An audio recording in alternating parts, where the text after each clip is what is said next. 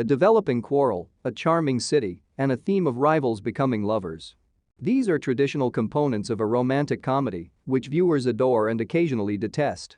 Love Finds a Way occurs in Mark Steven Johnson's newest film, when a booking error forces two strangers to share a villa in Verona, Italy, the city of love.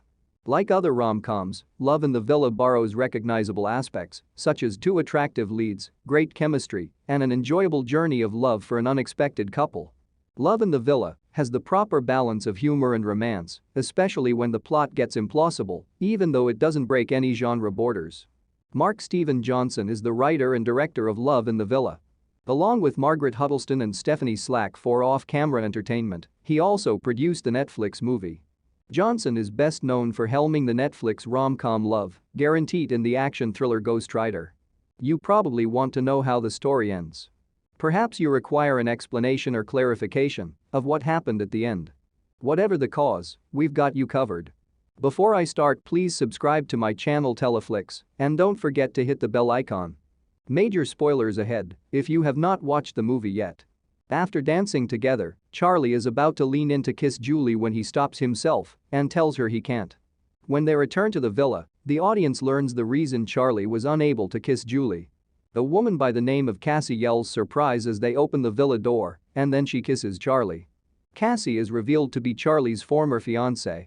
For the past 2 weeks, they had been on vacation, although this wasn't unusual for the pair. They alternated between being on and off. Julie leaves the resort feeling defeated by the news. Charlie tries to catch up with Julie, but Julie ends their relationship permanently. Julie wakes up the following morning by a knock at the door. Brandon is waiting at the entrance to the villa when she opens the door. Brandon apologizes for his conduct and for breaking up with Julie as they stroll through the city. They make up, despite Julie's apparent hesitance to start dating again. Charlie is currently at Vinitaly, the biggest wine expo in Europe. Later that evening, Brandon takes Julie to a posh restaurant, but because he doesn't have a reservation, he is unable to acquire a table.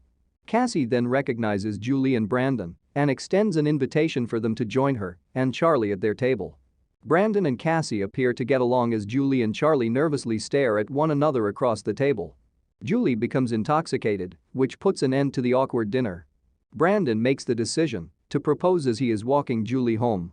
Charlie breaks up with Cassie again in the restaurant before pursuing Julie. Charlie observes from a distance as Brandon places the engagement ring on Julie's ring finger. He lets out a sigh before leaving. Charlie could have witnessed Julie reject Brandon's proposal and return his ring, but he only lingered for a minute. Next day, Brandon and Cassie cross paths and they talk about how their respective partners had dumped them both. They decide to get a drink after realizing they are connected as they converse. Although they do not get together, there is a chance that they might in the future. Nevertheless, based on the final words they exchange in their talk, there's also a chance that they won't get together. Brandon gives them Prosecco, a drink Cassie dislikes, when the waiter comes over to inquire what they would like to drink. Cassie's face indicates that she doesn't enjoy that particular white wine, but when she sees Brandon grinning widely, she corrects her expression and returns the smile. So maybe they'll start dating once Cassie tells Brandon why she doesn't like Prosecco. Charlie is contemplating Julie's situation as he stands in front of a fountain. Silvio then approaches Charlie and offers him some relationship counsel before leaving.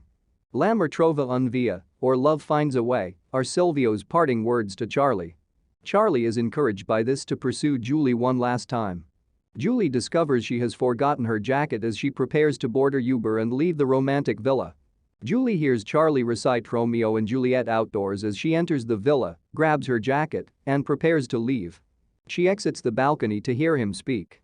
Julie leaves the balcony after Charlie is done. Charlie begins to leave after assuming Julie has no interest in speaking with him. Julie then exits the villa by opening the door. Charlie admits to Julie that he dumped Cassie and is now in a relationship with someone else. He goes on to claim that he chose her and that he believes in fate. But because she is engaged, he is doubtful if they could be together. After Julie shows Charlie her ringless ring finger, they finally share a kiss and officially get together. I had a great time watching Love in the Villa. Even though Kat Graham and Tom Hopper are both fantastic actors, their chemistry helped their performances to come across as much more real.